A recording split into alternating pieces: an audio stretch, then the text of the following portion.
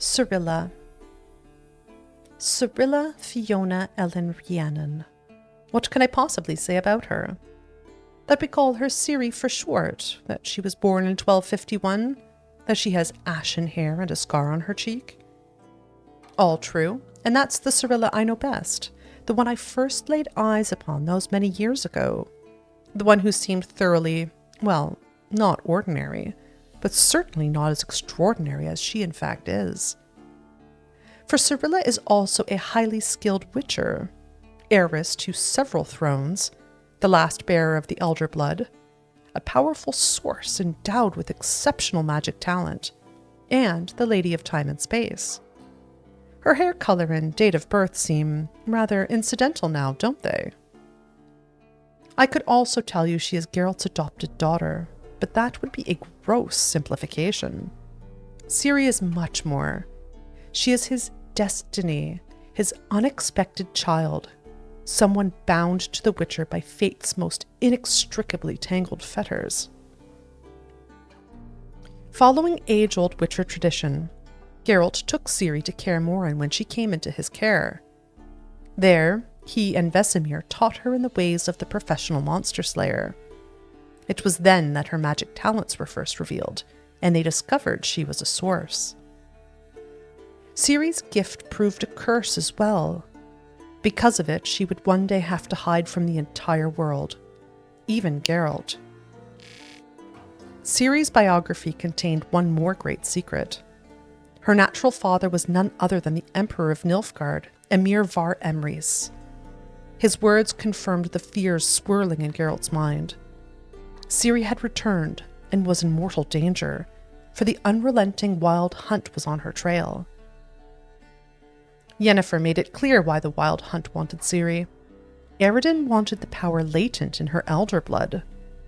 She also let Geralt know that Ciri had been seen in war-ravaged Velen, as well as in Novigrad, the largest city in the world.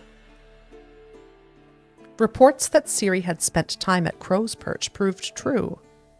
She was there as the guest of the local warlord, Philip Strenger, also known as the Bloody Baron.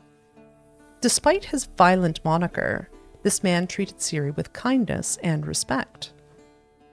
It seemed that during Ciri's time in Velen, she got into a quarrel with some sort of witch or witches in the swamps. Geralt learned the truth of Ciri's time in the swamps from the mouths of the hideous crones themselves. Even Ciri, better able to hold her own than most anyone in existence, was lucky to escape from these powerful beings alive and intact. The visions revealed by the mask of Ouroboros made it clear beyond all doubt. Ciri had played a role in the magic catastrophe on Ard Skellig. More importantly, they confirmed she had been in Skellige, and then fled in the face of grave danger. Ultimate, tangible proof of the truth that the Emperor had spoken the truth about Ciri's pursuers came in the form of a corpse, one belonging to a warrior of the Wild Hunt. The riders truly were on Ciri's trail. In hindsight, putting Ciri in touch with Whoreson was not one of my brightest ideas. In my defense, I can only say that her situation was so perilous, even the riskiest plan seemed better than inactivity. After many adventures and mishaps, Geralt finally found Ciri on the Isle of Mists. When he crossed the threshold into the room in which she slumbered, the protective spell Avallac'h had cast upon her snapped under the sheer weight of their combined destinies. Geralt was reunited with his adopted daughter after years of separation and searching. No words can describe the joy he felt in that moment. Avallac'h's prediction that the Wild Hunt would descend on Kaer Morhen as soon as Ciri arrived was proven true.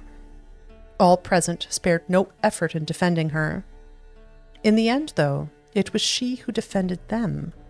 Through an outburst of unbridled power, the raw strength of her elder blood, she saved the protectors of Kaer Morhen from certain death. Though it was Cirilla who convinced Geralt to go with her to exact vengeance on Imlerith, it was the Witcher who stood against Vesemir's killer in a final duel. Ciri slay some evil that day, however, killing 2 of the 3 monstrous sisters who had usurped for themselves rule over Velen. Ciri had not seen her father since she was a young child. Emir was, in effect, a stranger to her, and one responsible for the deaths of many people she cherished at that. Standing face to face with him was surely one of the most difficult challenges she had ever undergone. Ciri emerged from this trial victorious, and with an enhanced awareness of how deeply and unconditionally Geralt, her adopted father, loved and cared for her. Confronting the Lodge. Now there is a difficult task, one many a brave soul would move mountains to avoid. Cirilla, however, decided to stand and face the powerful sorceresses. From the accounts that reached my ears, I can conclude that, with a bit of help from Geralt, she let the mistresses of magic know that she had a mind of her own and would not be a servile tool in their hands. A visit to Avalak's secret laboratory revealed facts that shook Ciri to her core. Though she had long known she was the last of Lara Doran's line, the only remaining heir to the so-called Elder Blood, only now did she realize this line had been an object of unbroken interest to elven sages and human mages for 2 centuries. Another blow came in the words of the arrogant she-elf, which rankled in her heart like a thorny bramble. Though anger and hurt threatened to overwhelm her, Ciri did not give in to her emotions. Geralt's words helped her in this, leaving her with no doubt how precious she was to him. Eredin had perished, but the evil king's death only ever heralds the end in fairy tales. In our store, this meant it was time for Ciri to face her destiny. Only she possessed the power to stop the White Frost, the near mythical force which threatened not just our world, but countless others as well.